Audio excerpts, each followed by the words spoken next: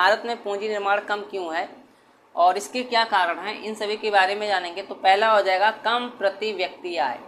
कम प्रति व्यक्ति आय में क्या होता है, मतलब भारत में प्रति व्यक्ति आय का जो स्तर है, लेवल है, वो बहुत ही कम है और इसके कारण उपभोग की आवश्यकताओं को पूरा करने के बाद भी या पश्चात भी बचत की अधिक संभावना नहीं होती है और यह बचत जो है अनुपात की वृद्धि को क्या करता है, सीमित करता है।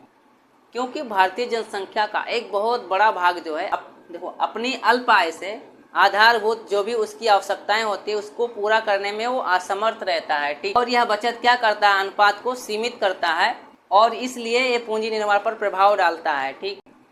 दूसरा पॉइंट हो जाएगा तीव्र जनसंख्या वृद्धि। अब इसमें क्या होता है, भारत की जनसंख्या जो है अधिक होने के कारण जो है काम करने वालों की अपेक्षा जो है भरण पोषण पर आश्रित जितने भी लोग हैं उनकी संख्या ज़्यादा है और इसी कारणवश जो है जो बचत होता है बहुत ही कम हो जाता है और अर्जित आय का एक बहुत बड़ा सा भाग जो है इस उपभोग में खर्च हो जाता है, व्यय हो जाता है और पूंजी निर्माण पर क्या करता है, प्रतिकूल प्रभाव डालता है, ठीक।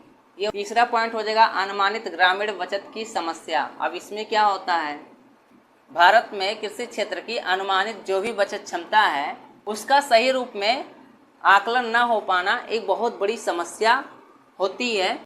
चौथा नंबर हो जाएगा प्रदर्शन प्रभाव। अब इसमें क्या होता है, भारत में शहरी समाज के जो भी लोग होते हैं अर्थात शहर में रहने वाले जो भी लोग होते हैं उपभोक्तावादी आदतों और पश्चिमी देशों की जो भी जीवन शैली है उससे जो है प्रभावित होकर ध्यान आकर्षण करने वाली जो भी वस्तुएं होती हैं, ठीक है, उस पर क्या करते हैं, अधिक खर्चे करते हैं, अधिक व्यय करते हैं, जो पूंजी निर्माण के कम होने का एक कारण बनती है। पाँच नंबर हो जाएगा निजी कारपोरेट क्षेत्र का कम योगदान। अब इसमें क्या होता है, देखो भारतीय निजी कारपोरेट क्षेत्र जो है घरेलू बचत करने के लिए बहुत ही कम राशि का जो है योगदान देते हैं जो इसके कम होने का कारण बनती है।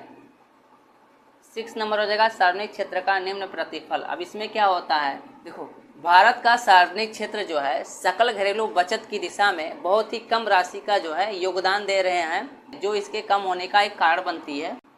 7 नंबर हो जाएगा मुद्रास्फीति। अब इसमें क्या होता है कि इसके कारण जो है या इसकी वजह से पैसे का अवमूल्यन होता है एवं लोगों की क्रय शक्ति में क्या होती है, गिरावट आती है और इसके परिणाम स्वरूप जो आय का एक बहुत बड़ा भाग जो है इस पर खर्च हो जाता है, व्यय हो जाता है, जिससे क्या होता है बचत की कमी होती है। इस प्रकार जो है उच्च मुद्रास्फीति बचत की दर कम होने का एक कारण बनती है जो पूंजी निर्माण के लिए क्या होता है, बाधक होता है। 8 नंबर हो जाएगा बचत की आदत का अभाव। अब इसमें क्या होता है, देखो भारत में लोगों का बैंकिंग संस्थानों और अन्य वित्तीय संस्थानों जो भी है उसमें कम उन्मुख होने के कारण बचत की आदत बिल्कुल नहीं होती है और इस प्रकार जो बचत होनी चाहिए वास्तव में वो बचत नहीं हो पाती है क्योंकि जो लोग होते हैं वो ज़्यादा से ज़्यादा कैश जो है घर पर रखते हैं, वित्तीय संस्थानों या बैंकिंग संस्थानों में नहीं रखते हैं, घर पे इसलिए रखते हैं जिससे वो क्या करें, अच्छे तरीके से उसको यूज कर सके। 9 नंबर हो जाएगा कराधान की उच्च दर। भारत में जो कर की दर होती है वो बहुत ज़्यादा होती है, इसलिए जो है करदाताओं की जो भी व्यय योग्य आय होती है वो कम बनी रहती है और बचत भी क्या होती है, कम होती है और इस कारण जो है पूंजी निर्माण की समस्या बनी रहती है। 10 नंबर हो जाएगा पूंजी की मांग में कमी। अब इसमें क्या होता है कि भारत में प्रति व्यक्ति जो आय है वो बहुत ही कम है, इसलिए जो उत्पाद होते हैं उसकी मांग या डिमांड जो है बाजार में कम रहती है, इसलिए उत्पादकों को उत्पादन के लिए अधिक निवेश करने में प्रोत्साहन बिल्कुल नहीं मिलता है। इससे पूंजी की कम मांग होती है और पूंजी निर्माण में भी बाधा आती है। 11 नंबर हो जाएगा कुशल उद्यमियों की कमी। इसमें क्या होता है कि भारत में जो लोग हैं वो जोखिम लेना या रिस्क लेना नहीं चाहते हैं, इसलिए यहाँ पर कुशल कर्मचारियों की या कुशल उद्यमियों की बहुत ही कमी होती है।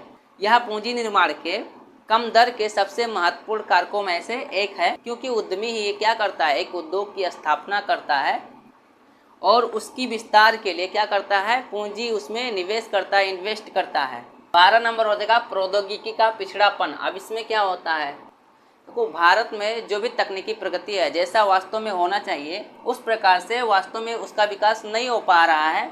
इसके अतिरिक्त देश में विकसित या आयातित प्रौद्योगिकी जो है कुशल कर्मचारियों की कमी के कारण जो है उत्पादन प्रक्रियाओं में क्या होता है, ठीक तरीके से प्रयोग नहीं हो पाती हैं, और इसके फलस्वरूप क्या होता है, देश में राष्ट्रीय आय और उत्पादन की जो गति है वो क्या होती है, धीमी होती है, जिससे क्या होता है, पूंजी निर्माण में कमी आती है।